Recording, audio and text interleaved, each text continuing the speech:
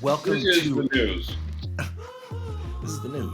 Welcome to episode 5 of Eat This, Drink That with Ali Khan, TV host and food commentator, chef. We said chef last time. He's not a chef per more se. lies. And Steve Greer, wine and beverage expert specialist. Again, episode 5. So let's get it started with Ali. What's your topic for today? All right, so this is a little interesting and different. I'm actually, it's so funny. We came up with these lists of topics, interesting and stuff. But now it's like as we kind of move through life, there's things that are happening in the moment. So I just decided I'm going to go with literally what's happening right now, and it might throw a curveball at you. So I'll start with this. If you can't tell, I'm wearing this shirt. This is the shirt I wear when I'm feeling my leanest.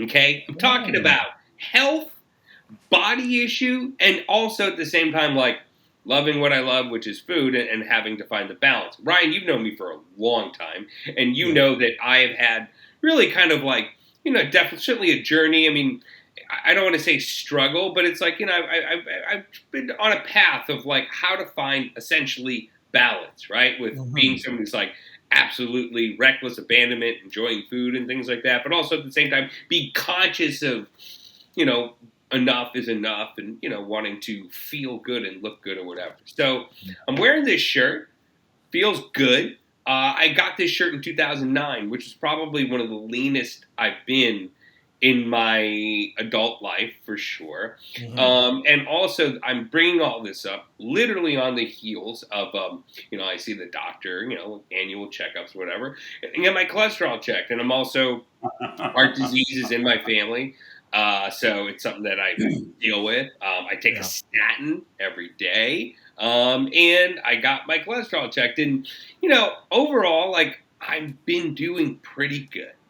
But I'm at this place where it's like, when will I get to an ideal in my life? And I've literally I looked at my numbers and I was like, I'm just kind of tiptoeing around. Like, I'm not in the danger zone, but I'm still being guided to lose more weight.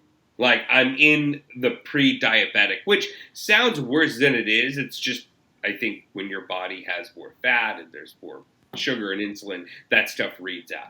So as we talk about all this stuff we're talking about, and being in the business that I'm in, which is like food media, and food porn gets so brought up, I guess part of it is like, how do we really live with these passions? You know what I mean? And how do we find like the balance? And I would even say too, is folks who really are connoisseurs of this stuff, I can like easily point at a food and go, that's just gross, or that's over the top, Right. or that's even just one dimensional. And I'll throw it to you, Steve, because I'm going to be done talking for a good stretch. But I think the same could be said about this whole super hoppy beer movement. And what's crazy is, you start to look at those beers, things like 350 calories, dude. Like, those beers are delicious, but like alcohol, the more booze that's in it, the more calories there are, and they're super rich and heavy. And it's kind of like, you have to ask yourself, like, you start a movement with a food or a drink, right?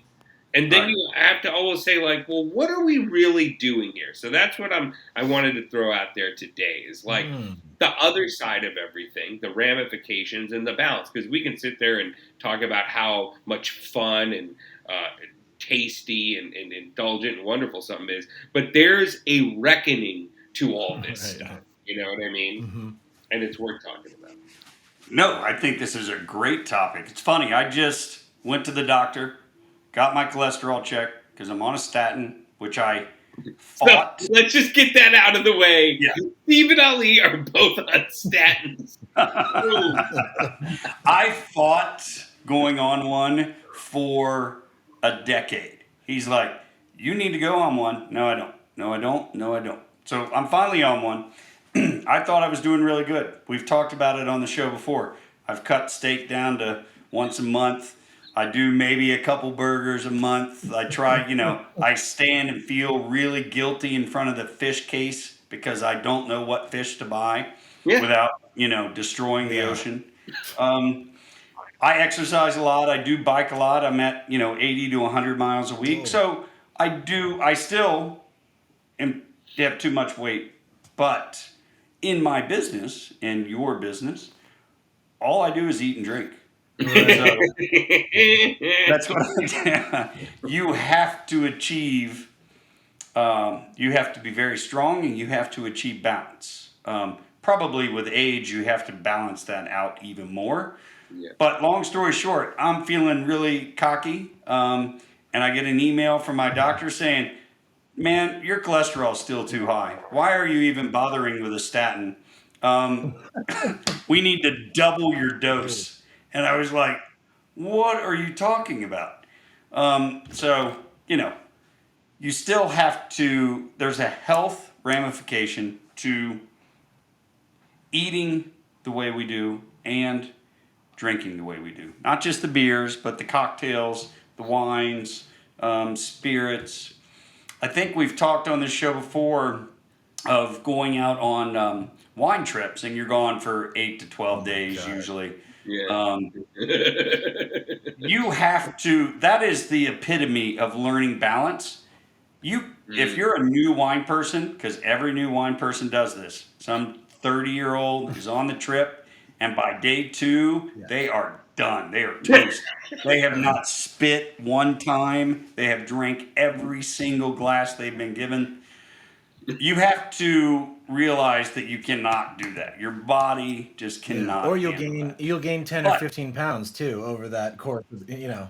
Oh, that's Yeah. But I always tell new reps that in your first year, you're going to gain 10 to 15 pounds. Wow. Period. But you learn. 15.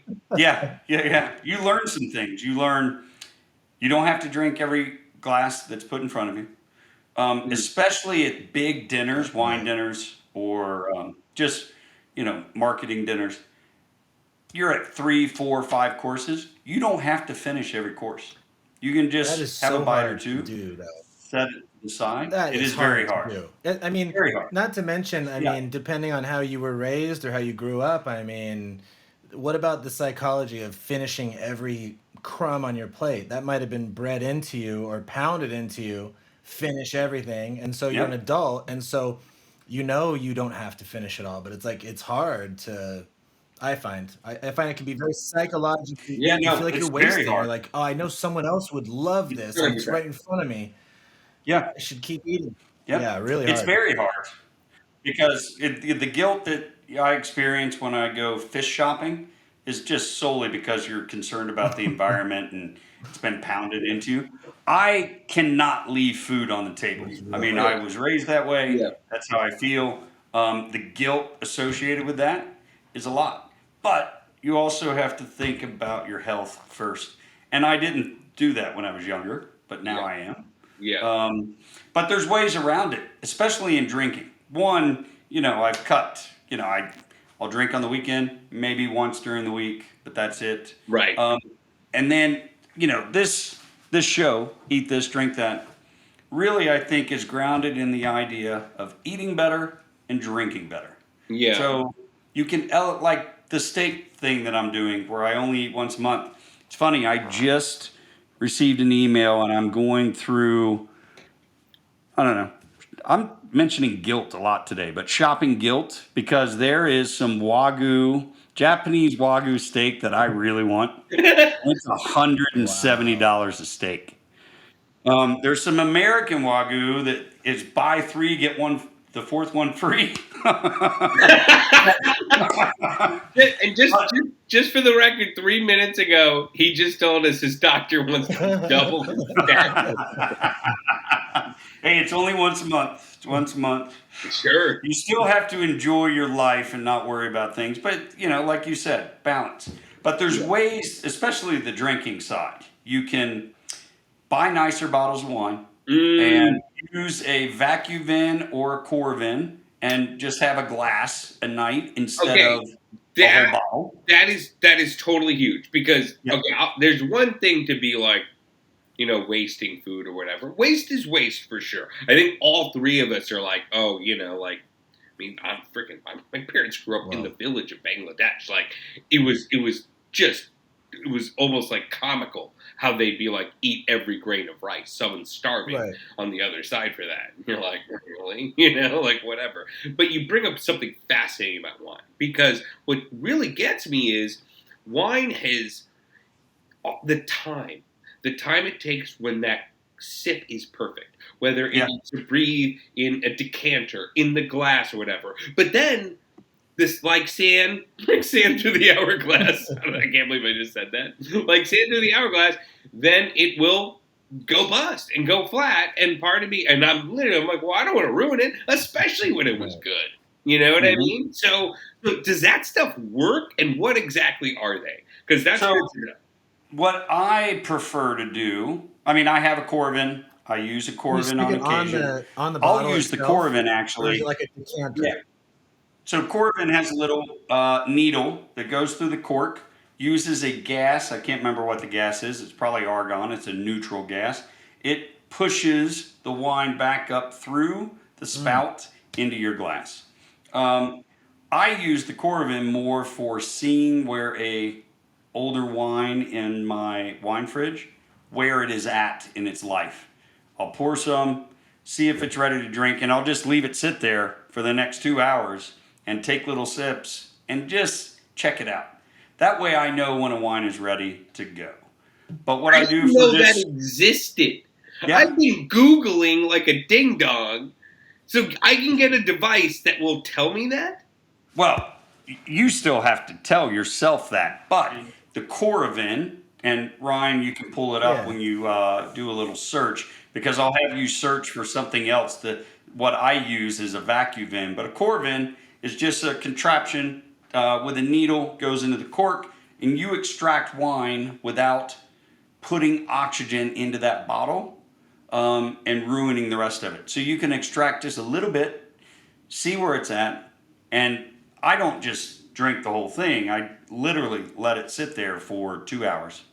Have a sip here and there. See where it is in its life. Okay. They're not cheap. The little argon gases are, I think, $20. Wow. So that's the system. Whoa. This is some crazy... It's a great system. So if you're thinking about elevating your drinking, if you normally drink 15 to 20 or 20 to $25 bottles, go up to that 40 to 50. Right. Have a Corvin or the next system that I'll show you. You can have a glass a night when that bottle is ready to drink, and that's it. So you've already and then you can just and it'll be good. It won't go bad. It doesn't go bad. Both of these systems allow you to leave, like with a Corvin, you can leave that bottle for 2 months. I don't really go past 2 months. Mind-blowing. Dude, I'm sorry. This is freaking hilarious. This is crazy. Up until now, it's been like, drink this weird thing. I swear it's good. And now you are like, it's like you were coming, it's like Terminator, but instead of an apocalyptic future, you're just coming from a good future where you're like, this is how to do it. This is it. This show is maybe peaked. We can retire right now. I see the nitrous cartridges, and I feel the potential for abuse here somewhere. No? Here we go again. Thank God it's argon. It's argon. Oh my God. I'd love just like, if the three of us were roommates and I'd be like, Ryan, why is my Corvin not working? And then I'd be like, a balloon in his hand. And then meanwhile, it's like, where's Steve? And he's literally sitting there like sobbing, looking at fish at Ralph's. And I'll be like, the nitrous wasn't hitting, man. And Steve says, that wasn't nitrous. What was the other one to look up? Oh my God. Yeah. So pull up the next system. It's called VAC, VACUVIN. So this system is what I use for everyday drinking, which I don't do every day. I just call it everyday drinking because you're not, you're sticking in your budget range, whatever that normal range is. I decant everything I drink. So I'm going to have, I don't know. We need a whole thing. All right, when this airs, I will put it out on the blog. Greer's tips. First of all, you decant everything you drink. Everything. I just think it's better for the wine.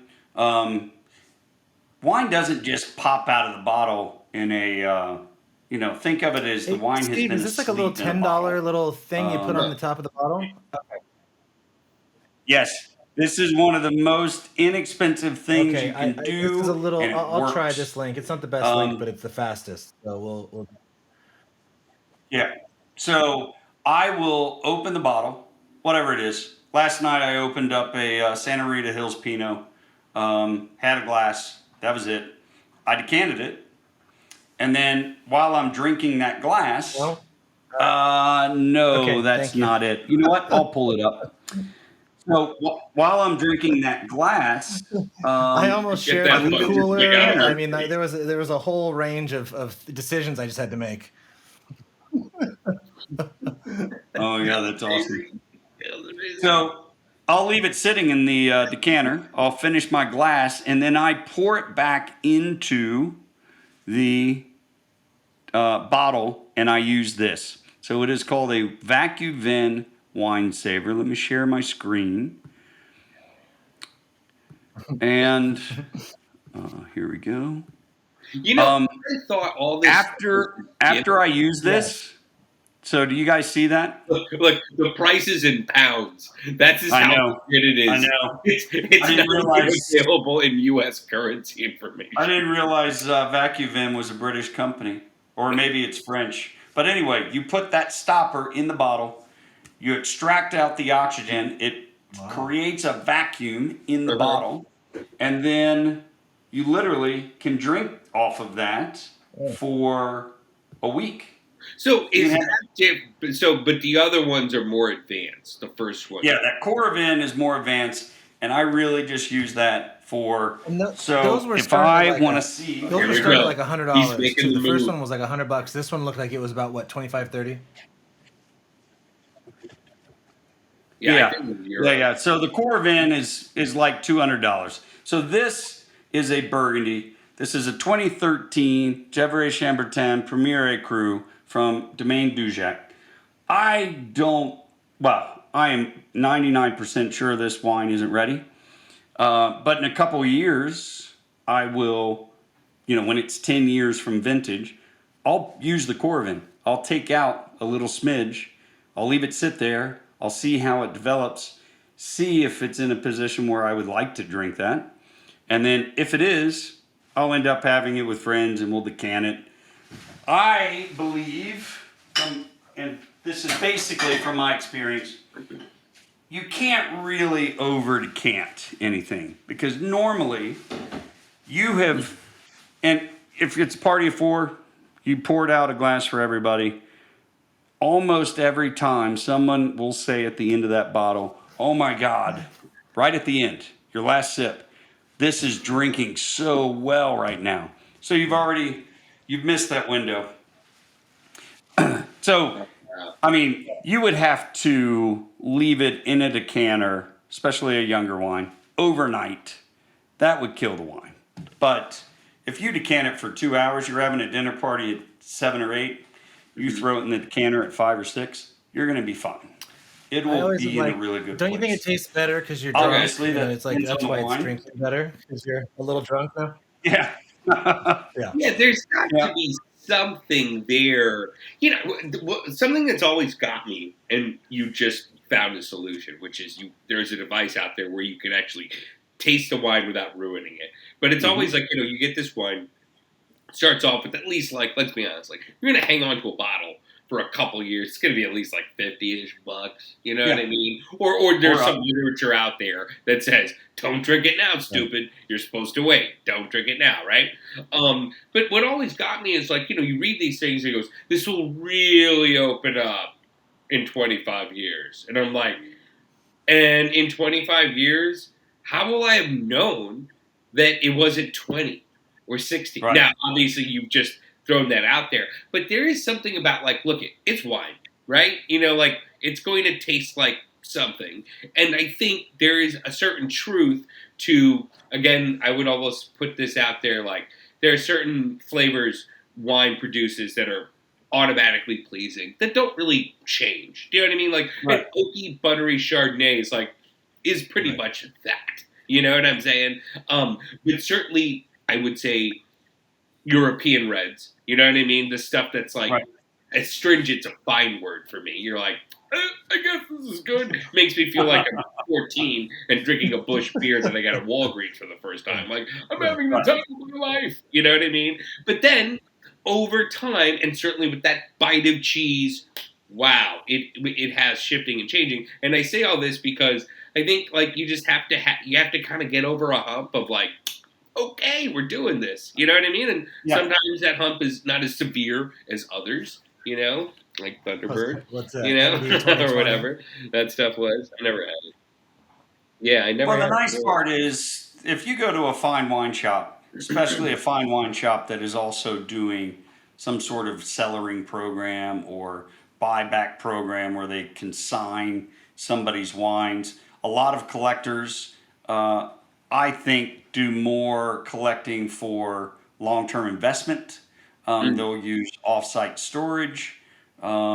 There's a conundrum going on in Bordeaux because it was always bought on futures, especially investors would buy Mhm. through the Un Premier, buy on futures. You would get the wine in 2 years, and then you couldn't drink Oh it my gosh. for 10 to 15.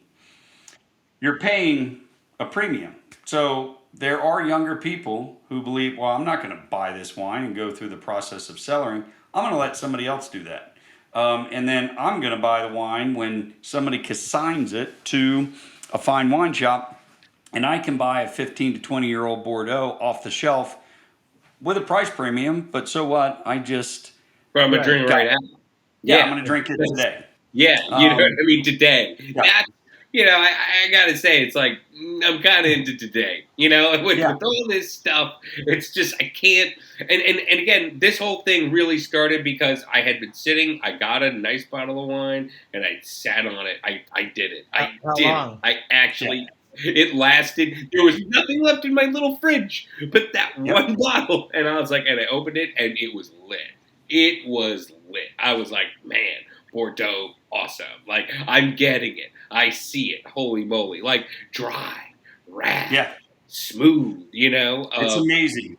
When you have a Bordeaux at its peak, I usually prefer all finishes because they're a little less modern and they become even earthier and more elegant, and it's life changing. Same with the Burgundy, same with the Barolo, same with an old Brunello.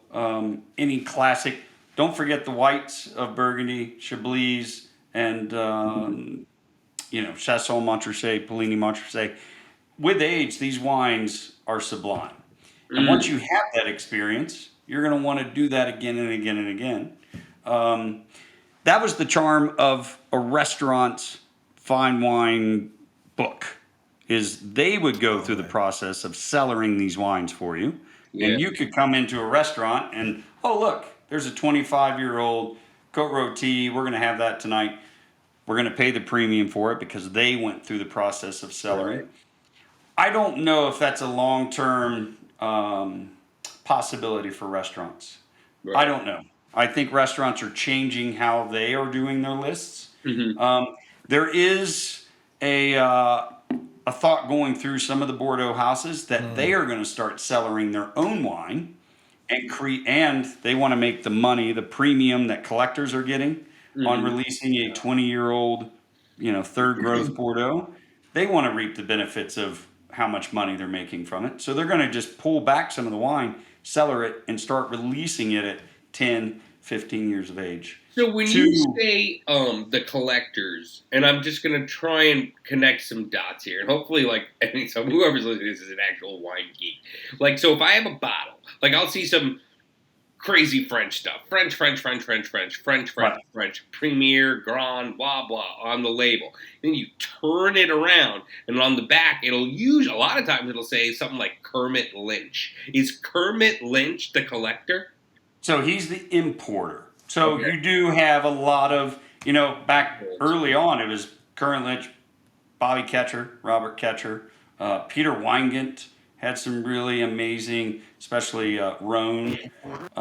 So those are the importers. They are bringing the wines in. They're selling to the restaurants, or they're selling to the distributor, basically. and then the distributor goes out and puts it in the right places, the right restaurants, the right retail shops. Mm-hmm. The collectors are the ones that come in and they just keep buying cases of, as soon as that wine comes in from Kermit Lynch, I want a case. And then So that they're goes, buying it from the importer. they're buying it from the retailer. And then that just goes into their cellar. They're just buying in bulk is the bottom. Yeah. They're And like, they leave it, right. they'll leave the case sealed a lot of times. Places like LA, even here in Denver, because I had some wine storage when I first moved here. It's an off-site wine storage place. So it's basically an old warehouse, no windows, big cedar, block brick, temperature controlled, humidity controlled, in a big case that locks everything up. You can get a small, 12 case locker, or you can get something that's a room where you have all your boxes that you have bought just stacked and you're saving them. Usually to drink and to sell. So a lot of collectors might do, especially if they're 6-packs, you can buy a 6-pack for yourself to drink over the next 15 years, buy a 6-pack for reselling. Also, I don't know when this started, but birth year wines for people's children became a big deal, and they wanted Those are them for rich white people. I'm gonna say just throw that. So you want to drink that bottle when your kid turns 21. There's not that many regions of the world where that wine is going to be Good drinking at 21 years of age. Right. So you're sticking to the classics: Bordeaux, Burgundy, Barolo. The problem, and Northern Rhone. Don't forget Northern Rhone. How could I? The problem is there's not that much Burgundy. The producers are small. They usually have small, outside of the negociants, like we talked about with Jadot, those wines are gobbled up quickly. The prices are not in that 50 to 100 range. They're in the 250 to 450 range. And they are gone on release. So a lot of people never, even professional wine people, including Psalms, they barely ever get to try these wines. So you have to go to different regions. You have to go to different smaller producers, maybe outside of Côte de Beaune itself, to find the wines that you could buy and cellar, or you could drink. All right, so And this all kind of relates back to what you brought up about balance, right? Because if you take the balance part seriously, Mm-hmm. then you also get the idea that, wait a minute, we can eat and drink a little bit better quality because we're not doing it that often. Mm-hmm. And you're getting So this is interesting because, I think, and again, bringing this all back, and literally was like, I looked at this blood work, and it wasn't bad, but I was like, I think I'm literally at a place where it's like, okay, I'm not drinking or eating really bad during the week. Then I get to the weekend, and it's, is it 6 years is too much? Yeah, it's just too much or whatever, and it's hard to just totally. The ship isn't just going to go 180 like that. But it is interesting, what got me with this stuff is okay, I'll have an expensive bottle of wine for a special occasion because, it's okay, if you can find a $20 bottle of wine, that's great, and have 2 of them versus just 1. But I'm in a different spot where I'm kind of I shouldn't be drinking that much anyways. You know what I mean? So if there's a way for me to literally, and I'm throwing this out there, one of the first expensive wines I ever had was $70 a bottle. It was it was the entry level Paul Hobbs cap. And what tripped me out about Paul Hobbs, and it's just literally if you Google this, if you look at his website, Ryan, you'll be like, "Darn, this guy is not cheap." You know what I mean? It's just one of those players in Napa Valley, and if you bring in a bottle like that, Paul HOBBS. And if you bring in, I feel a bottle like that, people, either some rich prick or definitely maybe a som or some person will, at least a waiter will be like, okay, this guy didn't just get this at the liquor store, right? Now, the crazy thing is, I remember looking at his stuff, and the 70 was the entry level. And then there was this one that was not an aged wine, but just the next one up. $255, and I'm just and the thing is it's marketing and it's a cool looking label, but at the same time, what does it taste like? And if I can try it and have just and also it work into this whole thing of how do I like quote drink less? Because I think there is something really fascinating, more so than any other beverage, that one glass of red wine that you drink slowly. Right. You know, Yeah. like it is like I'm gonna buy that little doodad. You know what I mean? I'm probably gonna end up spending like $600, but it'll open up a whole new experience Yeah. of like having this just one. Because like, look, I mean, cards on the table, Greer. How many glasses are in one bottle of wine? Is it 4 or 6? 4. I mean, normal pour. I usually pour small. I pour, like 3 to 4 ounces. More for the swirling, more just, I want it sitting in the decanter. I'm going to relax and enjoy this bottle. So this is going to be the next problem. When you're at a dinner party and you pull out this $70 bottle of Paul Hobbs and you pour glasses for everybody, you're almost usually you're going to pour that whole bottle between all 4 glasses. So that is a 6-ounce pour per glass. It's 24 ounces in a wine bottle. It's not a obscene glass size. Right. 4 to 6 is the normal. Depends on what restaurant you go to and how they price structure their by the glass list. It's going to be anywhere between 4 and 6. Some of the old school, I don't know, old school, like Taylor's where we're talking about. Yeah. I think they price it a little higher and they pour like an 8-ounce glass. Like they pour good there. Yeah, they want that glass. Their customer food. wants that glass all the way. What do you mean you didn't pour it full? Yeah. It's not. You don't get to swirl. You don't want it that heavy. So with that doodad, and let's get the expensive one, the $300 one, right? How long? And I open up. I think it's on Beckstoffer Road. That was the Paul Hobbs. It was like $255, $300. So $300 bottle of wine, right? Right. Do the math. That's like $75 a glass. Like, how long can I milk that bottle for? Because you know what I mean. It's still 75. It's like this. So I think one pour coming out of the Corvin, unless you really hold it down, I think is just a 1.5 to 2 ounce pour. So 2 ounces. If you're just pouring off a little 2 ounce pour once in a while, once a week for the next 12 weeks. You could really milk 3 months. 3 months. That thing could be technically open, and I could milk that bottle for 3 months. Yes. Now there's an issue. Some people are torn on this, especially Psalms. Once you get past a certain level, you're putting in more gas. Right. There is debate if the wine alters.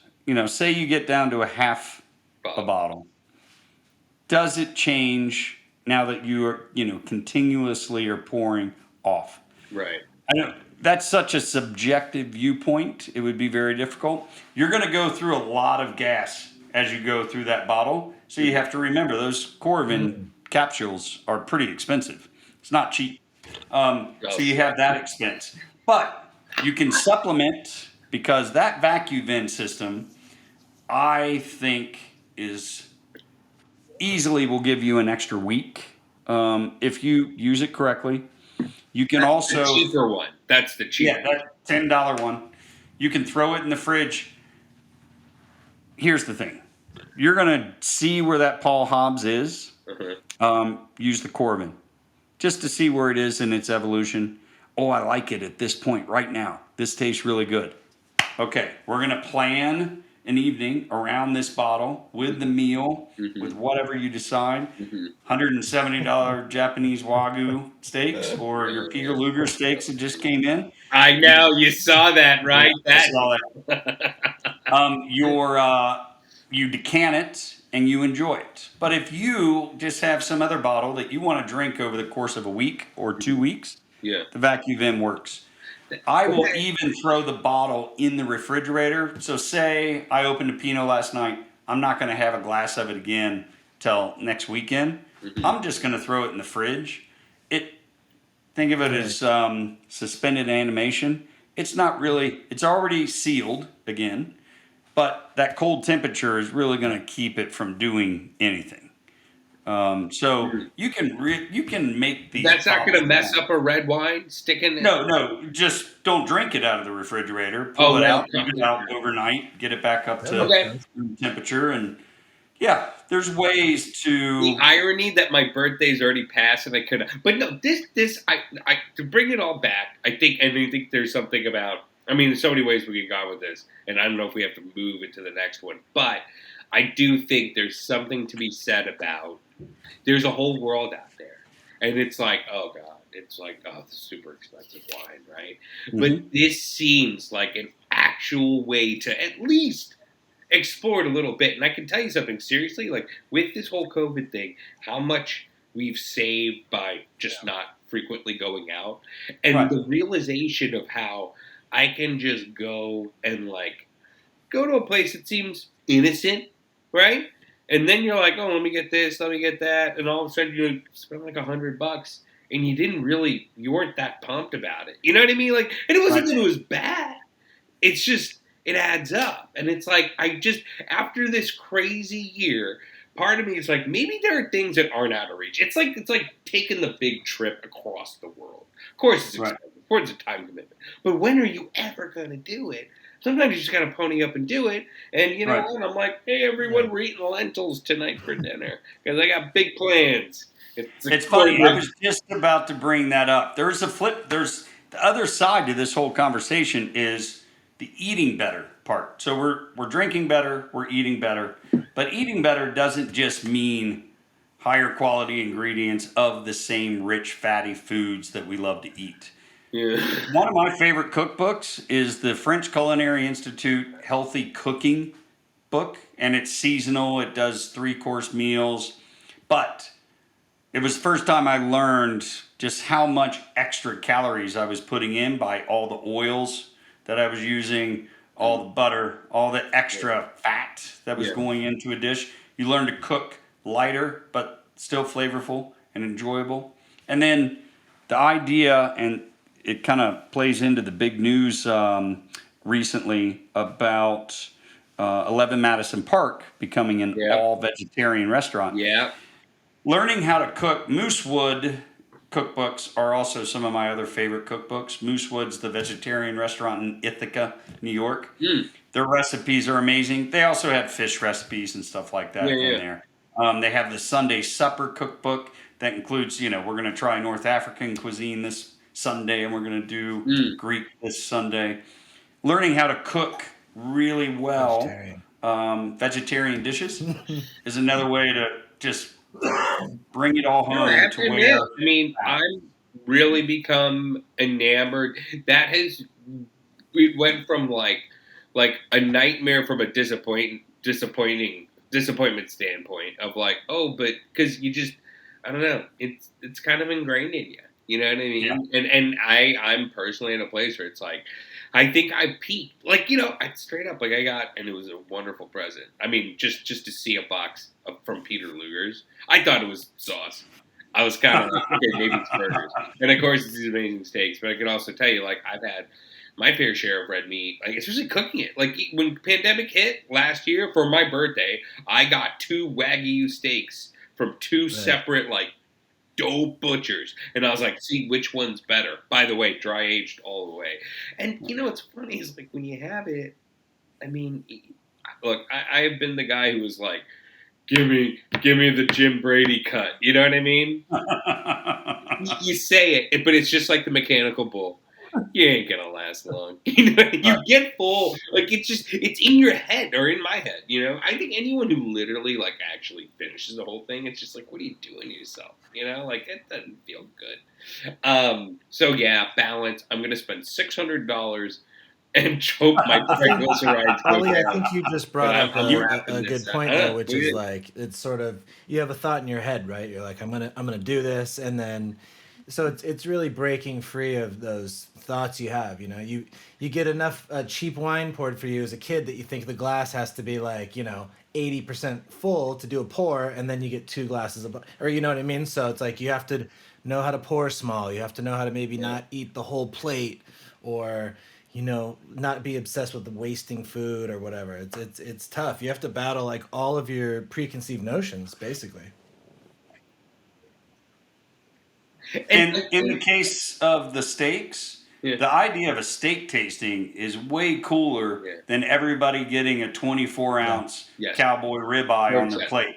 You buy 2 or 3, 4 different, a grass fed, a wagyu, whatever, Yeah, and slice it up, and everybody gets to try a little bit of each one.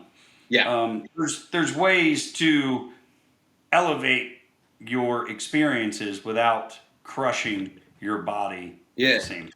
Well, one of the things when I thought about all this stuff has been like, there's something that we push out, definitely in food media, where it's excess, because excess looks so appealing, and we've gone to this direction, and there's such a ramification of it, and it's just starting to really get to me. It's like there's a way, I mean, I think it's amazing when I see. I posted I think this morning and last night. It was this late night taco stand, and they're like just cooked in fat, and it's awful. And that's amazing because I think it is important to recognize that if you can do it from a health standpoint, it's important to use the whole animal, right? Like that's ethical. You shouldn't throw that stuff away and waste it.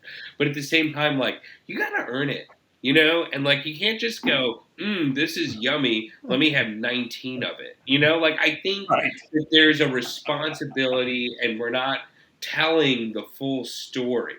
And we should be telling the full story. It gets me after a while, I think, and what's funny is everyone goes after the likes. Say just from an Instagram standpoint, Right. everyone goes after the likes. What's all the likes? And it's let's just be real for a second. I've even found in my own personal shift of using social media, I don't even try too hard anymore. I feel like sometimes we're not being who we really are. And you see this Right. stuff on social, on Insta, and it's just how many 100 by 100 in and out? Really, dude? Is that really what you're all about? You know what I mean? Show me, give me the whole Well, deal. I mean, You know what I mean? I don't know. So I'm going to make my last point. I feel like you're about to wrap us up, but one last point. The drink industry is just now starting to have that new approach to how they market and how they want the consumer to drink interact with their brand. Responsible drinking, less drinking, raise the quality of what you're drinking, and just have less. And the drinks industry is now really behind that philosophy. And I don't think it's just, fluff that they're doing it. I think they do really believe that the consumer and overall nice. responsible drinking is the way to go. The consumer wants it. I think the younger generation wants it. It's not like the older generation Not who, like us. right? Well, you think Yeah, about and even the Gen 18 X. pack was so I'm not sure romanticized. Gen X. You show up to your friend's house with just a shitload of beers. It wasn't nice beers. Well, you didn't have a 6-pack of boutique Yeah. beers. Hey guys, let's each Right. have one. Yeah. No, we are having a lot of light yellow beer. Yeah.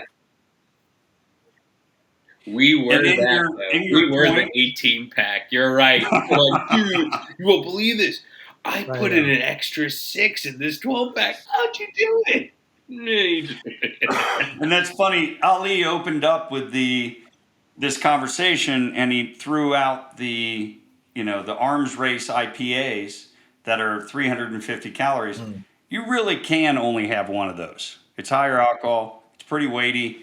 I know we can drink more than that, Yeah. but that's an easy way to Ideally. elevate your drinking. You're not drinking the 18-pack anymore. You're having 2 or 3 of these really nice craft-driven double IPAs. Yeah. No. There is something. I don't know. There's definitely it's a complex thing. You know what I mean? Moderation and how that works. And and we'll keep addressing. I'm really it more. glad We'll you keep- brought this we'll topic keep- up. This was fun. We'll keep, This was great. when it comes up. yeah. Telling you, man, we're in the same boat. Make those inroads. Oh yeah, I keep it cool. Middle of the week, sober Tuesday. It's that's just But it's so hard. I mean, we do live in this world where it's Right. hey guys, I just did a cleanse. Cool. What'd you do after that? same Right. shit you did that led you to the cleanse in the first place. And I also think too, for a long time, there's been so much stuff of like, it's easy with like essentially like media to kind of easy to vilify things. Really Yeah.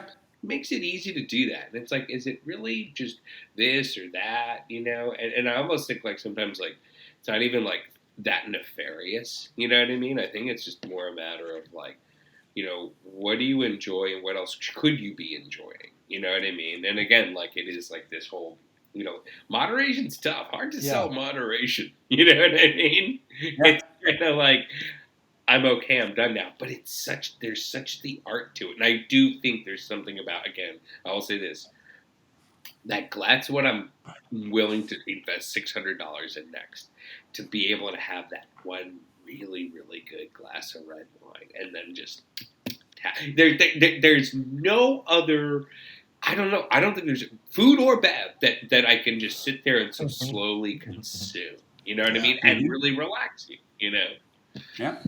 Yeah, too bad you can't ship from California. I'm sure there's a fine wine shop in Austin that will have some sort of cellar collection, consignment collection. But in California, a lot of retailers will buy from all, the people that they probably sold that case to 20 years before is now selling it back to them to put up on consignment or auction. Too bad that you can't get some retailers in California to ship to you, because you would have a better chance of getting a nice collection of 15 and 20-year-old wines that you could open up now. I don't think you can ship to Texas. I think it's illegal. I mean, things happen. I want to wrap up for the day, but you opened with the lean shirt. So what is that shirt? What is the shirt? What is the actual shirt? Oh, okay. Oh, this is a Mexico jersey. This is a Mexico jersey I got in Mexico in 2009. I wish I could. Yeah, that's not really. It's literally like it's a shirt that I could only wear when I'm like I'm at my kind of quote really lean. Nice. Quote. Like I love it when it's loose. That's the thing. I love it when it's loose. Yeah. And it's really weird, too. I have another one that I think I showed where it had my name on it on another episode. That thing's, like, amazing, and it's, frankly, nicer, better material. And what's really weird about that is I could be at my peak weight, and I'm like, it actually looks still pretty good on me. Too, right? So this one is, like... Yeah, there's the fat one. But the thing is, the fat one looks good. It doesn't look loose. It never looks... It just cut very well. Well, cool. Which is a whole other thing. Well, let's wrap it up if we ever get for today, you guys. Thank you so much for episode 5. And Ollie, thank you for wearing your green shirt today. This was great. And inspiring this conversation. And we'll catch up on episode 6 coming next. Thanks, guys. Eat this, drink that. See you guys. Eat it, drink it, love it.